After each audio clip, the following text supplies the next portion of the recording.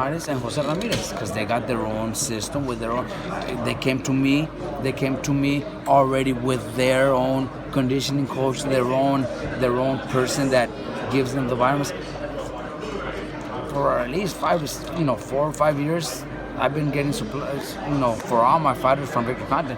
None of my fighters have ever had any problems. Right. So Abner's, in a way, kind of doing what Mikey's doing by fighting Gervonta Davis. Is that a fair Correct. comparison, going up and fighting kind of a beast?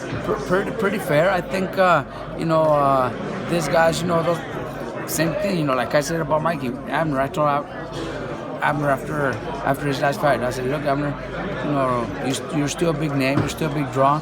Let's take 2 or 3 fights maybe in there, get back in, in the winning streak and look for a title fight after that. And Abner told me the same thing. Mikey says, nah, I ain't gonna pick no easy opponents. I'm gonna go out there and challenge myself to a great challenge. At that time, we weren't thinking about Gervonta Davis, but he wanted that challenge. He wanted to move up in weight and challenge himself to a 4th division title. So we got to support them. We got to admire their will to move up and take the biggest challenge. I think doing that, they got nothing to lose, and if they win, they make history. Abner Ramirez will be, if I'm not mistaken, the 3rd or 4th Mexican in history to do that. 4 divisions only, nobody else. How many Mexican champions have become title holders, but only 3 have been able to do 4 divisions. So that's something that Abner wants, and you got to admire their will, to challenge themselves to that. We know the fights are not easy. Right. And if he loses, then like you said, you can say, hey, I gave it a shot. Well, look, I'm telling you, he lost his last fight to Leo. And not to disrespect Leo or anything, but look at Leo's next fight. Abner's taking the biggest challenge out there. You know what I mean? It's just that's just the way they are. Abner, Mikey, they think very similar. We had so many options for Mikey too, but Mikey, since early this year, I think February of this year, when Spence fought. Was it Peterson? No, Lamont Peterson. No. Before that, he fought Ocampo in June. Oh, No. Peterson, right? Lamont Peterson. Mikey said, you know what? I want to challenge myself. I want to fight that guy.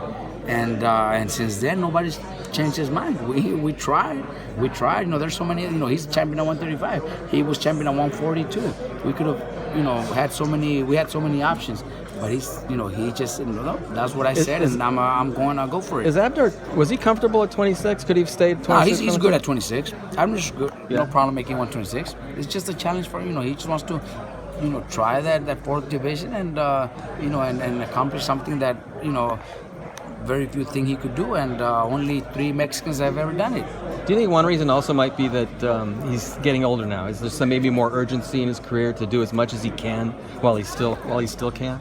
Somebody mentioned maybe 3 more fights. I don't think so. Look, yeah, we talked about that too, and we know that yes, they're already past 30, and with so many fights, so many wars, so many training camps, their bodies do get tired. Their bodies, start to change.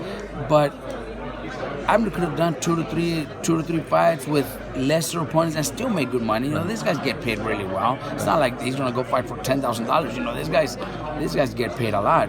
So he could have easily done it, and that's what I tried to tell him. But he said, "Look, coach, I don't want those type of fights. I want to challenge myself." So I'm like, let's do it. So we're already training. We're already sparring. He's already getting in shape, and we're gonna go out there to do whatever it takes. Why do you believe Abner Ramirez, Tank Davis is a tougher fight than Earl Spence? Well, look, because just the fact that people have seen Tank knock everybody. Pretty much, he only has 1 decision, and I know that's what everybody's looking at. He's a knockout artist. Abner has been knocked out before, so very few see what I see in the gym. The hunger that he's got, the dedication. So I say that because I'm thinking that's probably what you guys are thinking also. Because he's been knocked out. He got knocked out by Johnny Gonzalez. or the comparison with Cuellar. Okay, he beat Cuellar. He outboxed Cuellar and won the decision. Tank knocked him out, what, 2-3 rounds? I don't even know how long it took. You know, when Abner beat Cuellar was a world champion. Cuellar was the favorite. We were not supposed to win that fight. So I think we got the best Cuellar out there as a world champion, defending his title and wanting to beat Abner Mares. Because when Cuellar was with me, when he won the title, that's the only name he wanted to fight, Abner Mares. I want to fight Abner Mares. We never got that chance. And then things happen for a reason. He moves on, goes with somebody else, and here comes Abner to train with me. So Cuellar was the best Cuellar at that moment when Abner beat him. When Tank beat him, Cuellar quit, man. Come on, Cuellar didn't even want to be in there. Cuellar was, I'm not saying he wanted to do it just for the money, but I'm sure he got a really nice payday, and he wasn't hungry anymore. So that's the difference, But it is a tough fight. I do believe it might be tougher. I do believe that. I think Mikey's just very natural, and seeing him from the outside, we've always got this by everybody. Mikey's very basic. Nothing special about Mikey where people are wow about Mikey, but inside the ring is just a totally different story, and you could hear that from all his opponents, sparring partners, whatever. It's just that's everybody says. He's got the same thing as Abner. If he loses, he could say, "Listen, I took a big risk and I gave it my best shot." Right? Look, you're right, but neither of them are thinking like that. Of course neither not. Of them are thinking like no, that. you're dead. You're dead if you think like that. They're training to win. Yeah. Robert, how long is he going to be away from you? And is that new for him to be away this long with I know he's going to work with Victor Conte, but how long is he going to be over there? We got to March 16, and it's going to be till probably end of January. Right now, he's still doing boxing workouts. My son's over there with him, so they're still doing their mid work and everything. Same thing he would be doing in the gym with me. But Mikey does need to get all these workouts to get his body to look like a welterweight. It's going to be hard. He's going to have to work extra hard, but he's already doing it, and he's got somebody there that's pushing him, somebody that's forcing him to do it. Over here, he doesn't do sit-ups. So, we get him to do the sparring. He spars. He loves to spar. He spars a lot. He runs hard. But when it comes to physically workouts, he just gets away with it. You've stated that Mikey Garcia saw something in the Lamont Peterson fight as it relates to Earl Spence. You were actually at the Ocampo. You had some kids on the undercard. What have you seen in Earl Spence since you've seen him live that gives you a chance? And Look, you use your quote. I think the best. I think the best fights to see what Errol Spence has is probably Kell Brook and Peterson. Ocampo, what was it? Less than around, so there's not much you could see there. The only thing there is he's got power. But was Ocampo even supposed to be there with him? So those fights we don't even consider. The Peterson fight, that's when Mikey was watching the fight. We were actually watching him in my house, and Mike says, that's the one. When I move up to welterweight, that's why I want to fight. It was from watching that fight. From watching that fight. Robert, did he say what he saw? I'm sorry. Go ahead. He has told us. Okay. All right. You don't even know. Robert, some people are kind of like, why didn't he take like 2 fights at 147 against not lesser fighters, but fighters that aren't that dangerous, just to kind of be really, really, really ready? Did you guys contemplate that, or was this just something out of the blue where you say, you know what, I'm just there to be great here? We would have wanted him to do that. That was what myself, my dad were trying to convince him to do, but he chose. He not, we couldn't change his mind. He wants himself. He wants to challenge himself to fight the best welterweight out there. Will you pull a Kell Brook and throw in the towel? That's what everyone's concerned about. Because 9 out of 10 media, they're not going to tell you to your face, but the majority of media and fans are picking Earl Spence to win this fight. Yeah, of course. We're not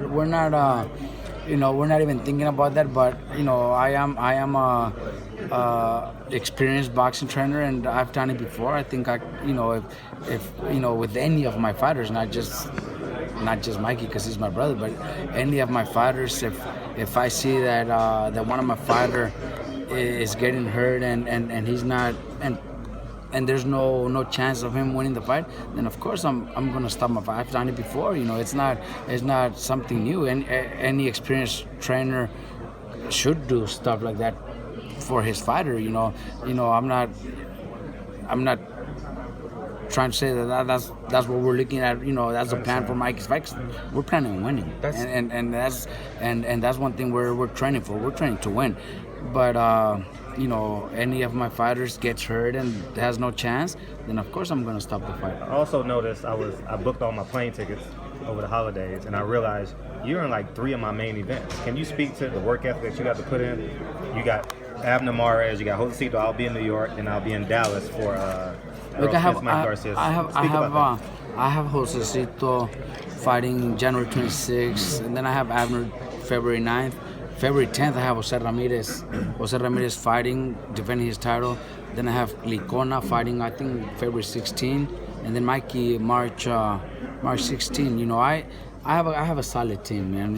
My dad is always part of the team, and that makes a big difference because all the fighters, they're all young, and they look up to my dad. And if my dad's there in the gym, they respect that they have somebody that knows his boxing. And I'm there mostly every day too.